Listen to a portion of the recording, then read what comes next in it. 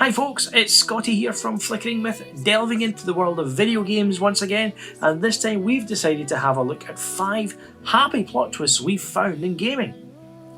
Video games aren't always about depressing stories.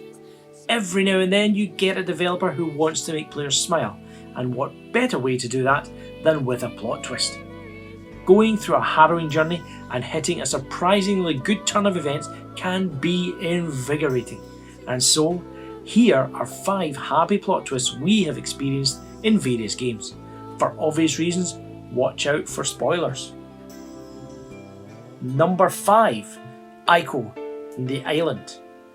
Ico was a unique game that was ironically overshadowed by its successor, Shadow of the Colossus. It follows a young boy who must escape from a castle with a spirited woman named Yorda. Yorda, it turns out, is the daughter of an evil ghost queen who Ico was going to be sacrificed to. Now with Yorda captured, Ico confronts the queen, successfully slaying her but apparently dying in the process. The epilogue sees Yorda escort Ico to an island where he awakens, and it is here that you can interpret the ending however you want. If Ico was just knocked unconscious, then he has been saved and he will live the rest of his life with Yorda. If he died, then he is in a heaven-like state and will still live with Yorda for good. Regardless, it's all happy. Number 4. Batman Arkham Knight. Oracle is alive. The Batman's character is nothing but a series of tragedies. And in Arkham Knight, we see the Scarecrow and titular villain try their best to create his worst one yet. One of these tactics involves kidnapping Barbara Gordon, also known as Oracle, and after some tough interrogations, the Dark Knight finds her trapped in a room flooded with fear gas. Suffering from radical paranoia, Oracle shoots herself. Only it turns out she's alive. Yes, Scarecrow's gas had hallucinogenic properties that caused the Caped Crusader to experience one of his worst fears. A surprisingly joyful moment in an otherwise grim game. Number 3. Gone Home. Samantha and Lonnie are together. The Gone Home helped kickstart the genre called walking simulators.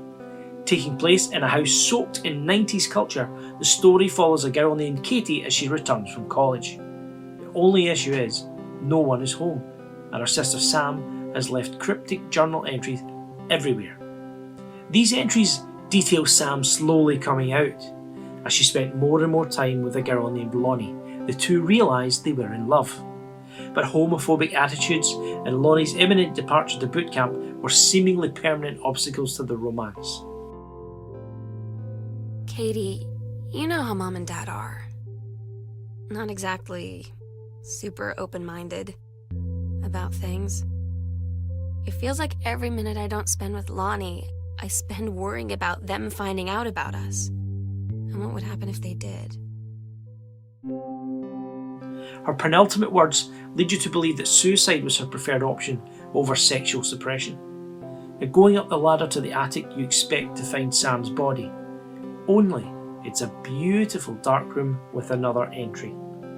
The good news is, Lonnie and Sam decided to run away together. In the end, they managed to make their love work, which is more than you can say for Katie's parents. Number 2. The Last of Us. Giraffes exist. The zombie genre tends to be limited in its happiness scope. Usually the most joyous moment is either meeting long-lost relatives or discovering a potential cure. The Last of Us had both of those aspects, but it also threw in another curveball. In the game's final chapter, Joel and Ellie are making their way through yet another derelict building when suddenly Ellie urges Joel to hurry up. You gotta see this. After getting to the roof, Joel sees what got her so excited. There are giraffes. Now seriously, with most animal species thought to have gone extinct, the two are overcome with joy upon seeing an entire herd of giraffes peacefully grazing in this isolated part of town. It was as out of the blue as it was heartwarming, and you just can't beat Gustavo Santaolala's score. Number 1. I have no mouth and I must scream. everyone forgives themselves. Harlan Ellison was a bleak sci-fi writer, and so it makes sense that a video game adaptation of one of his short stories would be equally hollow. This game is I Have No Mouth and I Must Scream, an older point-and-click adventure that Ellison helped co-pen. 5 strangers are trapped in a virtual reality run by a malevolent supercomputer called Am. He has been torturing them for over 100 years, and now he has a new scheme: force them to relive their worst regrets. Each of the 5 is in a personal hell, and the goal of their level is to get out. With Am literally controlling everything and these people mentally hurt from a century of torment, you don't expect much. And yet, through a clever script, each manages to forgive themselves. And we've all experienced regret, and so seeing each individual learn not to live with remorse was quite powerful. Gorister, for example, realises that he didn't drive his wife to insanity. Ellen learns that being assaulted didn't make her weak. And Nimdok, a freaking Nazi scientist, finds it in himself to free the Jewish captives he once experimented on. 5 powerful stories that also served as 5 happy plot twists. And there you have it. Has there been any video game plot development that's left you feeling surprisingly optimistic? As always, leave it in the comments below and be sure to subscribe to Flickering Myth for more content. And until the next time, this is Scotty saying thanks for watching, thanks for listening, and we will catch you again soon.